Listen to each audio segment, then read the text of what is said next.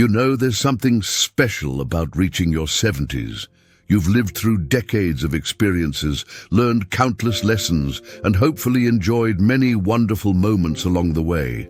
But here's the thing. Just because you've reached this milestone doesn't mean you have to slow down or accept feeling less than your best. In fact, this could be the perfect time to make a few small changes that add more vitality, joy, and even years to your life. Now, I'm not talking about drastic overhauls or giving up everything you love. It's about being mindful of a few habits that might be holding you back.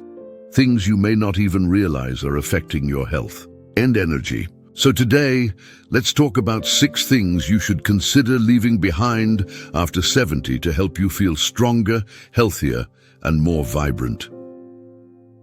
The first thing to stop: skipping regular checkups. I get it. Doctor's appointments aren't exactly fun. Maybe you've been putting them off because you feel fine, or perhaps you don't want to hear any bad news. But here's the truth. Catching small issues early can make all the difference. Think of it like maintaining a car. You wouldn't wait until the engine fails to check the oil, right? Your body deserves the same care. A quick visit to your doctor for routine blood work, blood pressure checks, or even just a chat about how you're feeling can spot potential problems before they become serious. And if you're worried about cost or inconvenience, remember, many clinics offer telehealth options now, making it easier than ever to stay on top of your health without leaving home. The second thing to stop: ignoring strength training. Now, I know what some of you might be thinking. Strength training at my age, isn't that for young people? Not at all. In fact, staying strong is one of the best ways to keep your independence as you get older. Muscle loss, something called sarcopenia, starts to speed up in our 70s, and that can lead to weaker bones, less mobility, and even a higher risk of falls. But here's the good news. You don't need to lift heavy weights or spend hours in the gym. Simple exercises like seated leg lifts, resistance bands, or even carrying groceries can make a big difference. The key is consistency. Even just 10-15 minutes a few times a week can help you stay strong, steady, and full of energy. The third thing to stop: eating like you did in your 50s. Our bodies change as we age, and so do our nutritional needs. That big plate of pasta or sugary dessert that didn't bother you years ago might now leave you feeling sluggish or even affect your blood sugar levels. Metabolism slows down, and your body may not absorb nutrients as efficiently as it once did. This doesn't mean you have to give up all your favorite foods. It's about balance. Try adding more protein to keep your muscles strong, fiber to support digestion, and colorful fruits and vegetables for vitamins and antioxidants. And don't forget hydration. Sometimes what feels like fatigue is actually just dehydration. A simple glass of water can work wonders. Now, these first 3 changes might seem small, but together they can have a powerful impact on how you feel every day. And the best part, none of them require giving up the things you love, just adjusting them a little to suit the vibrant life you deserve. But we're just getting started. There are a few more habits we should talk about, things that might surprise you. So, let's keep going. You know, sometimes the little things we do every day, without even thinking about them, can have the biggest impact on how we feel. And when it comes to staying healthy and happy after 70, a few adjustments to those daily habits can make all the difference. So let's keep exploring the things worth leaving behind to help you live a longer, more vibrant life. The fourth thing to stop: holding on to stress.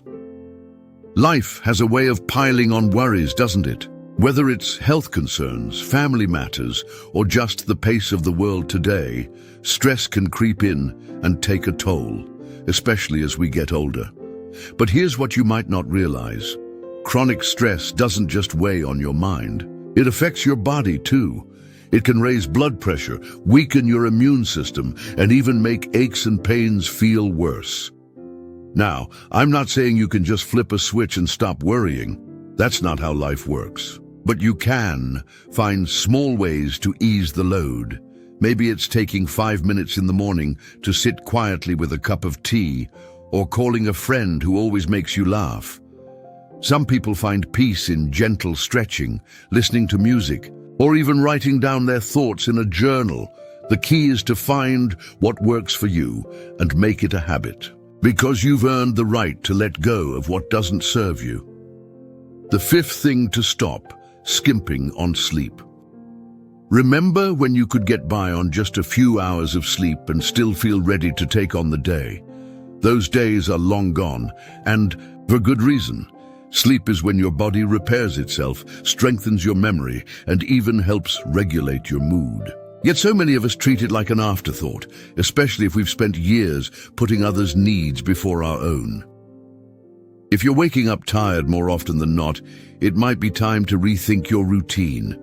A regular bedtime, a cool and dark room, and avoiding late-night TV or heavy meals can all help. And if aches or bathroom trips keep you up, don't just shrug it off. Talk to your doctor. There are often simple solutions like adjusting medications or trying a new pillow. For support, think of sleep as your nightly tune-up, not a luxury. The sixth thing to stop: isolating yourself. This one might surprise you. After all, isn't it natural to want a little peace and quiet after years of a busy household or career? Absolutely, but here's the catch. Staying socially connected isn't just about filling time, it's about fueling your mind and heart. Studies show that strong social ties can lower the risk of depression, keep your brain sharp, and even help you live longer. Now, that doesn't mean you need a packed social calendar. It could be as simple as joining a weekly card game, volunteering at the library, or even chatting with neighbors on your daily walk. If getting out is tough, technology can help. Video calls with family, online book clubs, or even listening to a podcast can make the world feel closer. The goal isn't to be the life of the party. It's to remind yourself that you're still very much a part of things. We've covered a lot so far: letting go of stress, prioritizing sleep, and staying connected. But there's one more important piece to this puzzle. It's something that often gets overlooked, yet it can quietly shape how you feel every single day. So let's talk about it next. You know, when we talk about making changes later in life, it's not about dwelling on what we should have done differently.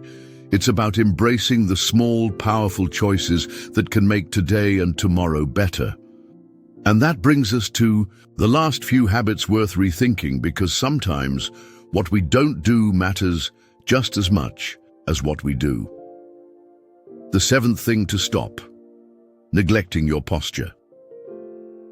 It's easy to overlook, but the way you sit, stand, and move affects everything. From your breathing to your energy levels.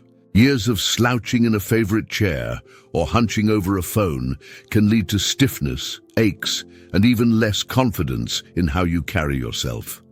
But here's the good news: it's never too late to straighten up, literally. Start by noticing your posture throughout the day. When you're sitting, try to keep your shoulders back and your feet flat on the floor. If you're standing, imagine a string gently pulling you upward from the top of your head. And if you've been inactive for a while, simple stretches or even a few minutes of gentle yoga can work wonders. You might be surprised how much taller and more energized you feel when your body is aligned.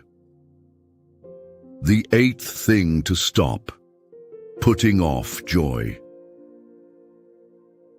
This one's close to my heart. So often we wait for the perfect moment to do the things we love: travel, hobbies, or even just indulging in a little extra leisure. But life isn't about waiting, it's about savoring. Maybe you've been telling yourself you'll take that painting class someday, or finally plan a visit to see old friends when the time is right. Here's my gentle nudge: that time is now. Joy isn't frivolous. It's fuel. Whether it's gardening, listening to music from your youth, or simply sitting outside with a good book, these moments recharge you in ways that medicine and supplements can't. So give yourself permission to prioritize what makes you light up. After all, isn't that what these years are for? Bringing it all together. So let's take a step back and look at the bigger picture. We've talked about skipping checkups, ignoring strength, eating on autopilot, holding on to stress, skimping on sleep, isolating yourself, neglecting posture, and postponing joy. That might feel like a lot at first glance, but here's the secret. You don't have to tackle everything at once. Start with 1 or 2 changes that resonate with you. Maybe this week you'll add a short walk to your day or call an old friend. Next month, you might try a new vegetable at dinner or practice sitting taller. Small steps add up, and they're far more sustainable than any drastic overhaul. Remember, this isn't about chasing youth or adhering to someone else's rules. It's about honoring the life you've built and making sure the years ahead are as full and vibrant as they can be. You've already proven your resilience by getting this far. Now it's time to enjoy the rewards of that wisdom. So tell me in the comments, which of these habits spoke to you? Have you already made a change that's improved your days? I'd love to hear your stories. And if this video helped you, don't forget to like and subscribe for more tips on living well at any age. Here's to your health, your happiness, and the countless small victories that lie ahead. Because the best chapter, it's still being written by you.